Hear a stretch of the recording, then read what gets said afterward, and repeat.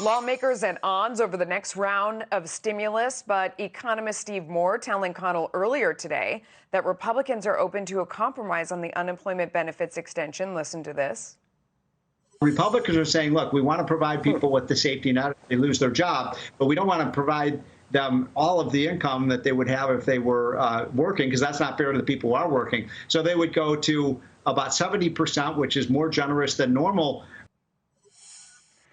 Joining us now, Art Laffer, former economic advisor to President Reagan. Art, let me ask you first. So, I was trying not to get my hopes up about the payroll tax cut because that kind of never happens. But I don't understand why Republicans are so bad at messaging, why they let Democrats go out and say, when you do a payroll tax cut, you're giving a tax cut to corporations and to rich people. And they fail to respond or to drive home the message that the minimum wage worker would instantly see their paycheck go up by 3 or 4%. I mean, you want to raise the minimum wage, do a payroll tax cut. And my own theory is that nobody in Washington, almost nobody, sincerely wants a payroll tax cut because both sides of the aisle want our money to dole out to whomever they choose. Am I being callous? I don't know if you're being callous or not. I don't think so. You and I should probably do set up a firm for messaging and go to the Republicans on the Senate and the House and get them all to sign up with us to message this. But, the message is not really, it's good economics. If you do a waiver of the payroll tax, you make it more attractive for workers to work, and you make it more attractive for employers to employ. It's as simple as that. Melissa, we tax speeders on the freeway to get them to stop speeding. We tax smokers to get them to stop smoking. Why then do we tax employers for employing and employees for being employed? It makes no sense. If you want more employment, all you need to do is reduce the tax on employment. It's not rocket surgery. It's really pretty straightforward. And that's the message, and I don't understand how anyone can't understand it. Now, if you want to redistribute income, which some people do, that's fine, and do it. But write them a check. There's no reason to redistribute income to people who are working. That's not what you're doing the payroll tax cut for. That's not why you do it at all. You do it to get more people working. If you want to do a redistribution, write a check to the people you want to receive the money. That's what you should do, and there's nothing wrong with doing that, but make sure the purpose is clear.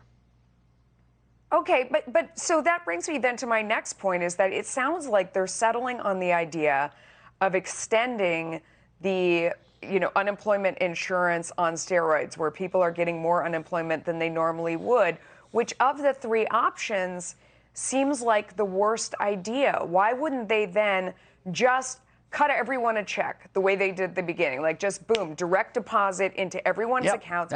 At least that way, we aren't encouraging people to not go back to work, which, they say people are afraid to go back to work.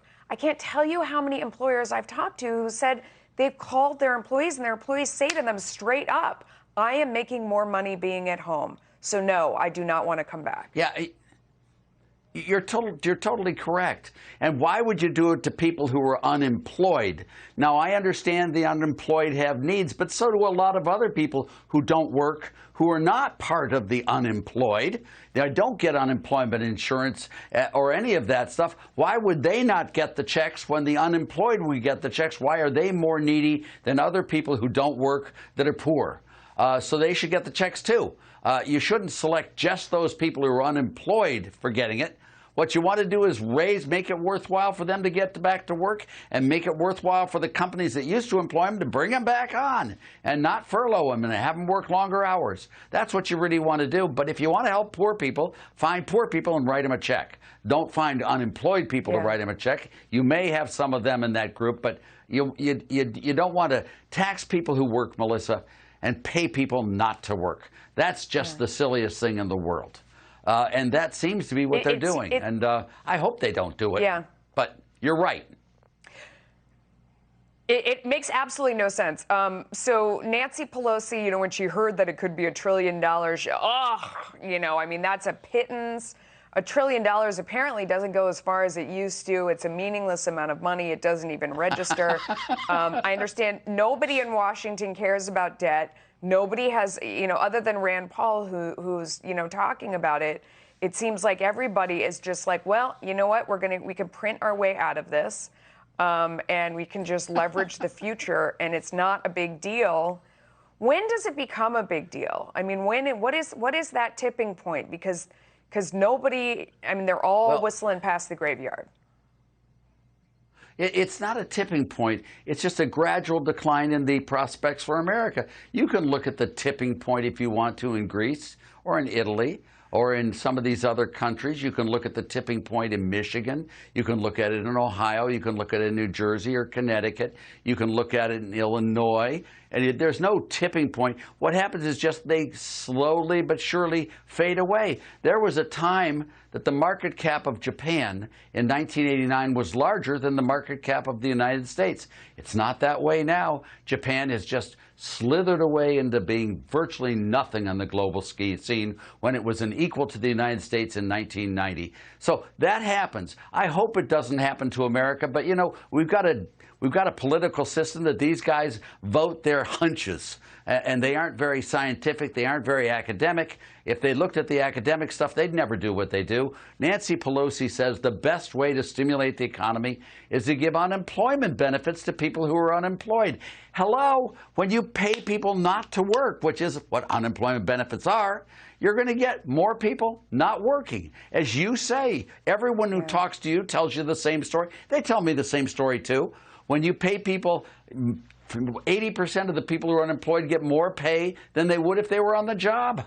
Well, how in the heck are they ever going to go back on the job? And that's the sort of senescence model, the long-term decline of the United States. And I'm afraid we're well in it unless we do something to radically change the U.S. structure. And we need a low-rate, broad-based flat tax. We need spending restraint big time. We need transparency in medicine. We need to control education. We need free trade, and all of that we need to really get America growing again. But that's not the way the legislature has been going, except for President Trump. Trump has been really good so far on economics. He's done a great job. But, these other people are pushing back so hard. Why? I don't know. You and I should probably yell at them or send them a letter or cut their phones off. Or they should be paid on commission. They should be paid on commission, Melissa. So if the country grows slowly, they owe us money, not we owe them. How do you like that? You know what? I'm going to have to. I'm going to have to think about that in more depth. I like that a lot. I feel like those people wouldn't pass that law, but still, I love it. Art Laffer, you're fantastic. Yeah, they love spending other people's money. That's what they do. Right. Yeah, the president, too. Don't let him off the hook. He spends, too. See you soon. I never do that. Bye. Thank you. Oh, it's always fun.